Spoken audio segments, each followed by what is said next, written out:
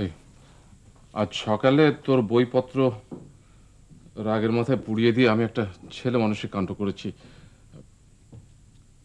I apologize for that. বই পুড়িয়ে ভালোই করেছো বাবা। তুমি না পড়ালে আমি হয়তো পুড়িয়ে ফেলতাম। বাবা,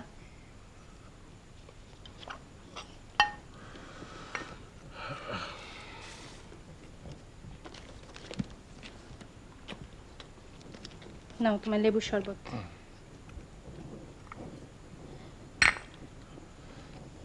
তোমার পাশে কি একটু বসতে পারি বাবা? আমার পাশে বসতে অনুমতি লাগে? অনুমতি লাগে না, তবে ভয় ভয় লাগে। যা রাগারাগি শিখেছো না তুমি বাবা, তোমাকে সামলানোর জন্যই মাকে হাসপাতাল থেকে নিয়ে আসা উচিত। যাকে এই ছবিটা দেখো তো বাবা। আহা, উল্টা করে ধরেছো, সোজা করে ধরো। হুম,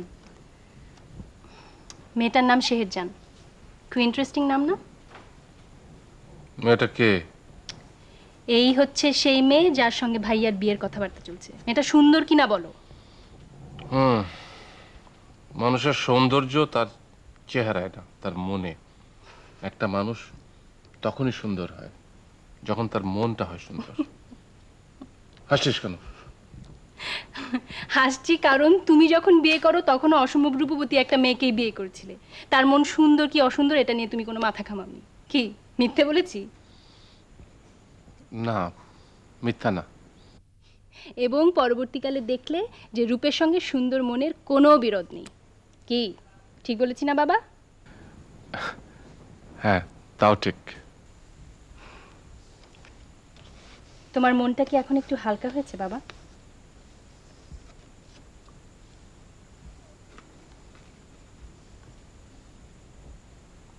এখন তোমাকে আমি কয়েকটা কঠিন কথা বলি।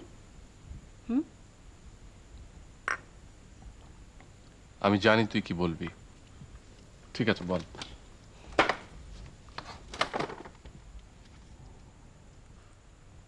আজ দুপুরে তুমি যে কাণ্ডটা করলে সেটা কি তোমার উচিত হয়েছে? রঞ্জুর বইপত্র সব পুড়িয়ে ফেললে। না বলো, কাজটা কি তুমি ঠিক করেছো? তাহলে তোমার কি এখন উচিত না যে ব্যাপারটা নিয়ে রঞ্জুর সঙ্গে কথা বলা, তাকে বলা যে তুমি ভুল করেছো? হ্যাঁ, উচিত, অবশ্যই উচিত। ওকে আমি ডেকে নিয়ে আসি। যা, ডেকে নিয়ে আয়। শোন, বস, আমার কাছে এসে বস।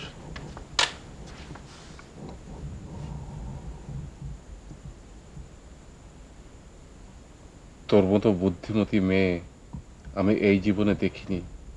এই কথাটি কি তোকে আগে কখনো বলেছি? অনেকবার বলেছো। আরেকবার বললাম।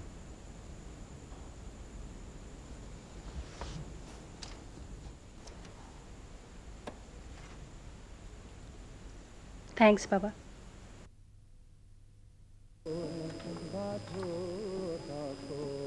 রঞ্জু, হ্যাঁ রঞ্জু,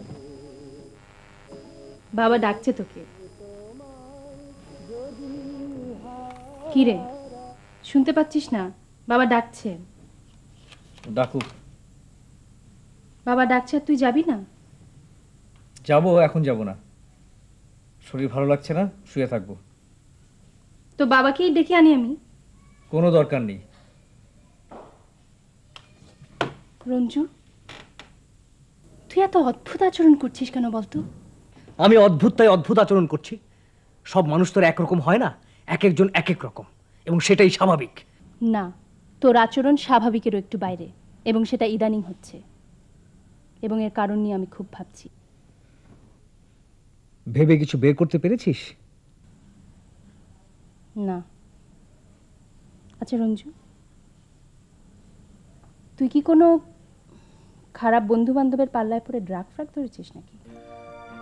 না, ধরিনি। তবে হয়তো ধরবো। বাবার পিস্তলটা চুরি করে খুন খারাপিও করে ফেলতে পারি। জি বাবা। রঞ্জু, তুই যা।